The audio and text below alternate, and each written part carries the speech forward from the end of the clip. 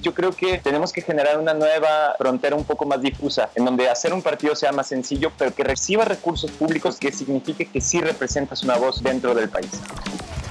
Pero ¿te gusta el financiamiento privado a los partidos? Porque a mí me preocupa que haya desde dinero del crimen organizado hasta dinero de criminales de cuello blanco, de empresarios que quieran tener incidencia en el proceso político. A mí me gusta que el dinero sea dinero público más que privado. Por eso existe la idea de sin voto no hay dinero, porque nosotros siempre hemos defendido que el dinero público debe ser el que nos ayude a generar el proceso democrático en este país. Pero vivimos en un país en donde con el 3.1% de votos recibes cientos de millones de pesos que en muchas ocasiones son solamente para poder financiar a un negocio privado. El ejemplo clarísimo, el Verde Ecologista, Nueva Alianza, que ya no tiene registro pero que lo tuvo, el PT, el PES, que ya no tiene registro pero que lo tuvo. Es decir, estamos hablando de negocios privados hechos con dinero público. ¿Qué se debe hacer y qué sí debe de suceder? Estoy completamente de acuerdo contigo. La democracia se debe financiar con dinero público, pero si tú no logras ser un espacio representativo del país, entonces, pues aquí viene el gran dilema de cómo debería de ser la composición de los recursos. Yo lo que creo es que en primer lugar, y algo fundamental, es que debemos de rechazar la idea de que solamente se debe de financiar con dinero privado. ¿Por qué? Porque de esa manera solamente los ricos podrían participar en la democracia y eso está mal. Entonces, meter de veras las manos en una reforma que quite registros, que señale y que no permita el dinero sucio de criminales del cuello blanco o del crimen organizado del cuello no tan blanco.